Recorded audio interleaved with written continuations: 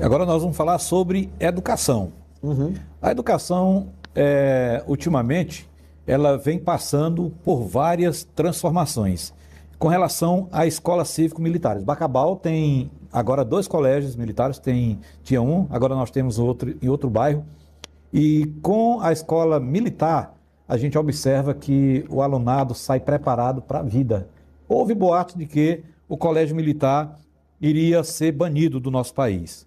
Caso o senhor seja eleito, o senhor apoia a expansão desse modelo, colégio militar, ou também era de acordo com a extinção do colégio militar? Eu gosto de colégio militar. Gosto, vi experiências boas em Goiás, vi em São Paulo, vi no Paraná. E estou feliz que se tem aqui no Maranhão, gosto. Temos 2, gosto. da militar e bombeiros. Eu quero expandir. Qual o desafio da expansão? Um colégio militar ele custa mais caro. Ele é melhor, mas ele custa mais caro.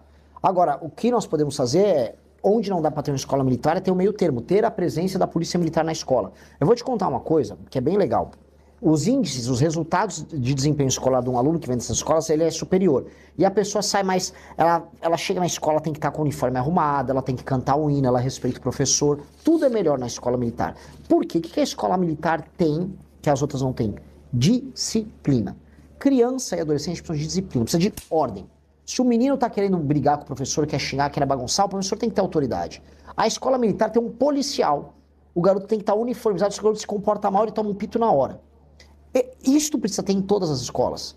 Então, algum grau de participação das forças de segurança junto às escolas, para mim, é fundamental, porque a gente tem que restituir a disciplina. O professor tem que voltar a mandar na sala de aula, aluno não pode andar com o celular dentro da classe. O celular tem que ficar guardadinho. Para mim, nem rede social menor de 14 anos tem que ter, tem que ser proibido. O professor tem que poder repetir de ano o aluno que está indo mal, porque o aluno não pode achar que é várzea, que ele vai, não faz aula, xinga o professor e aí passa de ano. Pô, a gente tá formando. Aí você forma vagabundo, isso vira uma fábrica de vagabundo.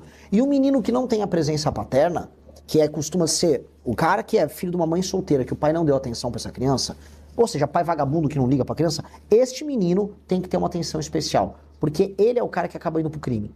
E é ele que a gente tem que evitar de ir pro crime. Então, se a gente faz isso em todas as escolas, a gente sobe o nível das escolas, porque o grande problema das escolas são vários. Método fônico, problemas de alfabetização que tem que voltar a ser resolvidos, mas a falta de disciplina, no fundo, é tudo. Se a gente estabelece isso, melhora todas. Então eu vou nesse caminho.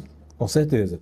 E aqui, ainda continuando aqui com relação à educação, o senhor é a favor ou contra as famosas cotas para acesso em universidades, em concursos? O que é que você tem a falar sobre isso? Tirando uma ou outra cota, por exemplo, para uma pessoa, para um PCD, por exemplo, para uma pessoa que tem uma dificuldade maior e que, caso ocupe aquela vaga, não tem um desempenho ruim, eu não quero nenhuma cota. Eu acho que a cota é preconceituosa primeiro com negros, com indígenas, com qualquer pessoa, porque tá dando um atestado, ó, você é café com leite, você joga o jogo fácil. E você não resolve o problema. Você está empurrando o problema. O problema é, pessoas que vêm de escolas públicas e vêm de famílias, em geral, mais humildes, essas pessoas não apresentam desempenho escolar das famílias com mais dinheiro. Nós precisamos fazer o seguinte, um jovem, imagina o seguinte, temos uma escola aqui em Bacabal, uma escola municipal. A gente tem que identificar os meninos e as meninas estão tirando as notas mais altas e, no nosso programa do governo federal, dá um prêmio em dinheiro para a família dela. Se o seu filho está tirando nota alta, eu vou te dar um prêmio. E mais, os melhores alunos, nós vamos pagar a mensalidade deles nos melhores colégios da região. Vou colocar o seu filho no melhor colégio da região e ainda dou uma bolsa para a família. Porque aí eu vou formando esses alunos na base, em todo o Brasil, aos milhares. E aí eles vão para as melhores escolas e aí eles concorrem. Seja negro, seja pardo, seja branco, seja índio. Na igualdade. Na igualdade. Aí ele faz o vestibular igual. Porque é injusto, não é? Uma pessoa vai lá e entra por cota enquanto a outra estudou e não passou. Então você está estimulando as outras pessoas a não estudarem. Isso é muito ruim.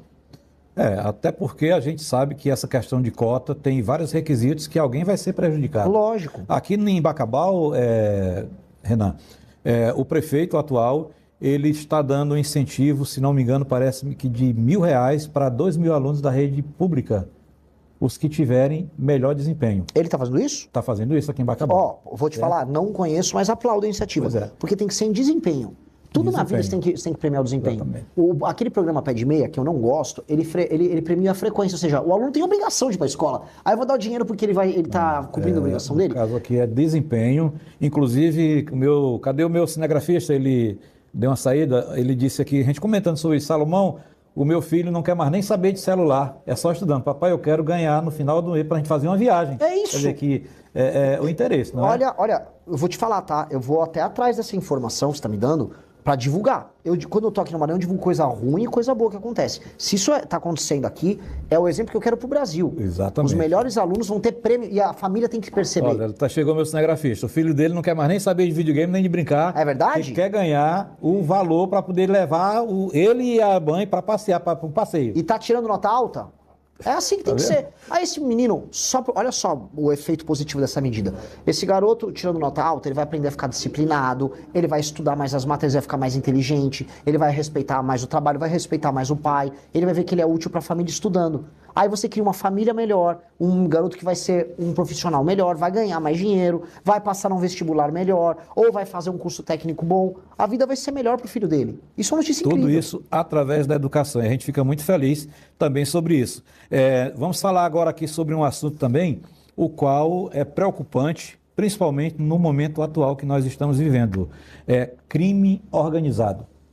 Ontem, em rede nacional, nós assistimos um pronunciamento de um ministro, ele dizendo que só no Rio de Janeiro, de uns tempos para cá, todos os governadores foram cassados e renunciaram e tudo mais. E agora, por pouco, 23 ou talvez mais deputados, todos recebendo dinheiro do crime organizado.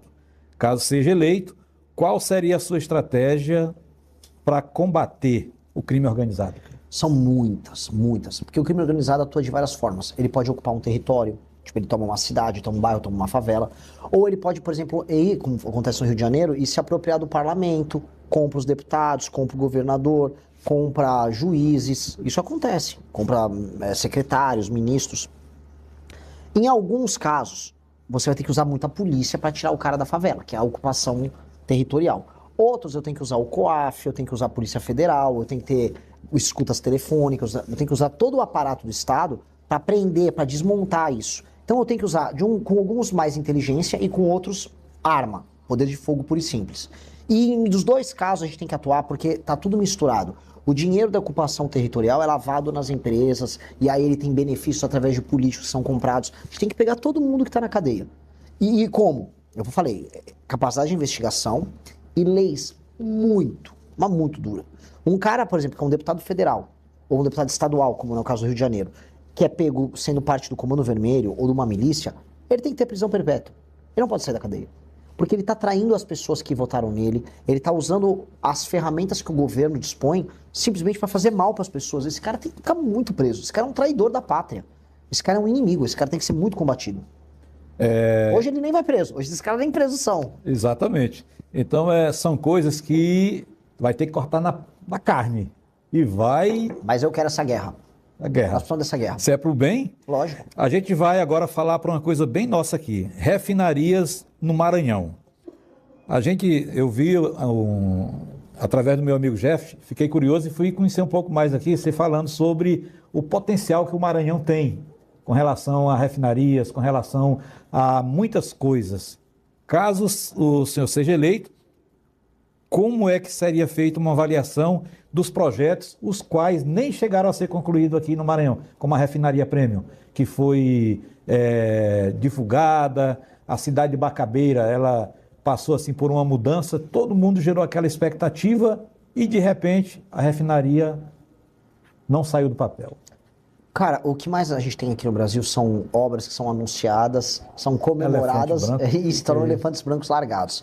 Eu visitei um exemplo contrário, que foi lá perto de Balsas, que era uma refinaria de biocombustível. Eles pegavam o milho da produção local e transformavam ali mesmo em etanol e exportavam pelo Porto de Itaqui. Esse vídeo aí que tá aparecendo na tela.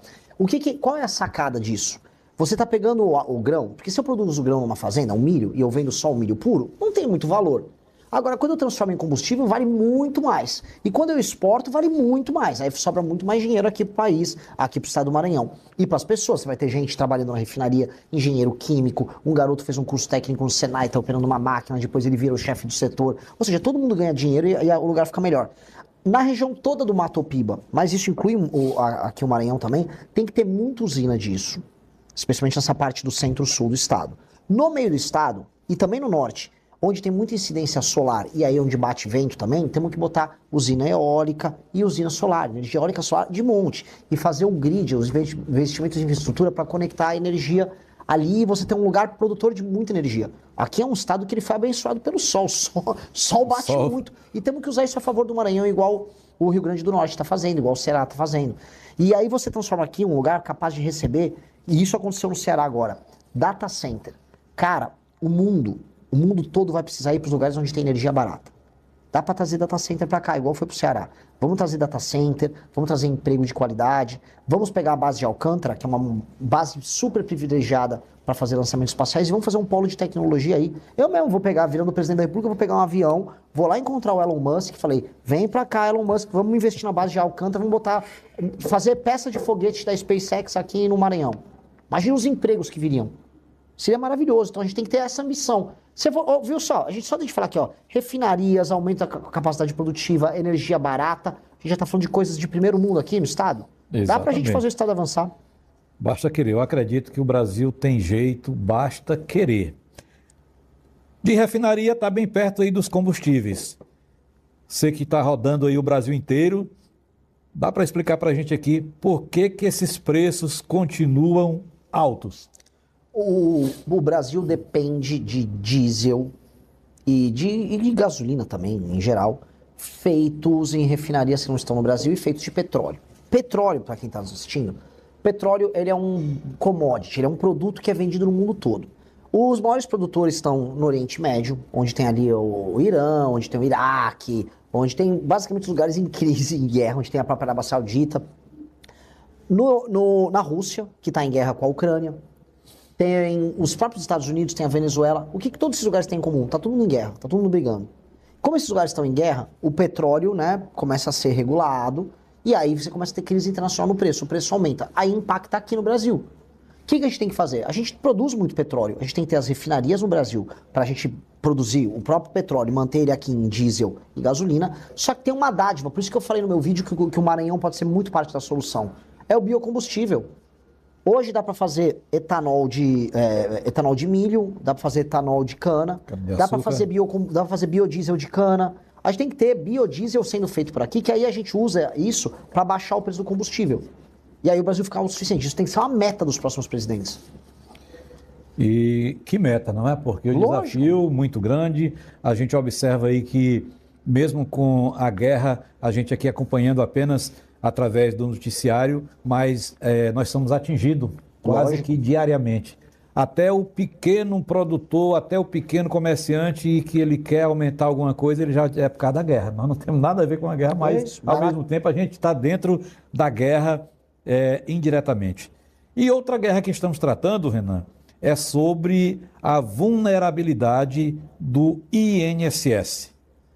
Você sendo eleito presidente, que medidas adotaria sobre tudo isso que está acontecendo? Olha, o escândalo do INSS, ele começou já há mais de 10 anos e ele acelerou muito agora no governo atual do Lula. É um escândalo bizarro. Tem, né, o Everton Rocha aqui do Maranhão envolvido. Teve muita gente envolvida. É um escândalo, assim, dos mais horríveis que tem, porque ele se baseava em enganar os velhinhos, fingia que dava um crédito para a pessoa, gerava uma dívida que era descontada mensalmente na aposentadoria da pessoa. E a pessoa às vezes nem percebia, só sentia que estava mais pobre no fim do mês. Então, eu volto a colocar o que eu falei no começo. Aumento de penas. A gente precisa aumentar muito as penas para os envolvidos. 2, o COAF e a Polícia Federal têm que atuar de maneira independente, porque aí eles conseguem pegar esses esquemas. E 3, a ideia do crédito consignado, infelizmente no Brasil, vai precisar de alguma regulação, porque tem muito velhinho sendo enganado.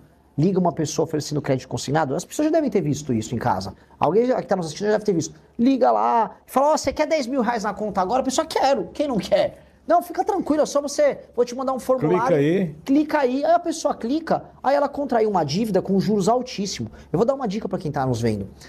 Crédito consignado não tem risco para a pessoa que dá o crédito. Ou seja, a empresa que te liga, o dinheiro que ela vai receber da aposentadoria é o dinheiro certo, que o governo que está pagando vai pingar. Então ele nem devia te cobrar juros, não tem risco. Você cobra os juros mediante o risco. Ou o juros tinha que ser bem pequenininho. Eles não cobram, eles cobram juros de agiota para um dinheiro que não tem risco. Então é maldade pura e simples. Então, infelizmente, isso precisa ser regulado porque eles estão enganando. Você imagina uma agricultora aqui no interior de uma manhã, uma senhora que está na casa dela, tem agora um celularzinho, aí recebe ali uma ligação.